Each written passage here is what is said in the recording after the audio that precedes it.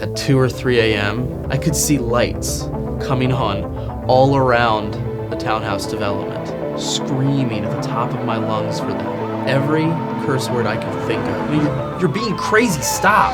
The cops come, public disturbance. Born into a pretty interesting family. I always knew that the identity of my parents was a little bit different. My father, Jewish. My mom, not Jewish. You know, Hanukkah was a Jewish holiday, like Passover was a Jewish holiday. But Christmas and Easter, they were Christian holidays. So I sort of knew that we were celebrating both of my parents' holidays. The spiritual side of things, it just wasn't there. One time I was sent to this camp during the summer. I was probably 6 or 7 years old, but my mom sent me during the day. So I came home from this camp. I was walking around the house singing the song that they had taught me. Jesus loves me, this I know. My dad was enraged. No way is my little Jewish son coming home from camp singing about Jesus. I was definitely trying to find myself in my teen years. I believed in God, I prayed occasionally, and I was very uncomfortable in my own skin, incredibly aware of myself.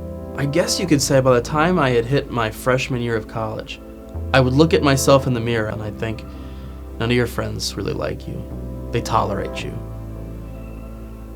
I'd try to prove myself by acting cooler, by making more money, and it never worked. No matter how much reassurance I got from other people, or approval I got from other people, it was never enough. And it all came to a head, I think. I was at a friend's house. There was a lot of people there. I think we were all just spending the night, and I was about 18. And I was exhausted for some reason. And so I fell asleep on a couch downstairs. And I woke up, it was probably about 2 in the morning, and they hadn't fallen asleep. In fact, they weren't even in the house anymore. Because of my own anxiety and because of the issues that I was experiencing, I was so worried that I was missing out on something. And so I went outside and looked for them. I just thought, of course, this is another example of how they think that I'm nothing. They don't care about me.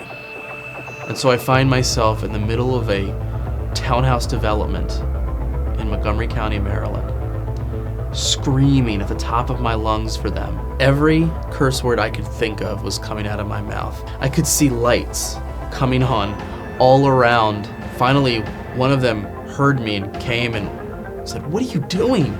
You're being crazy, stop!" The cops come, public disturbance. And I was incredibly embarrassed because I had gotten my friends into this. So I finally broke down.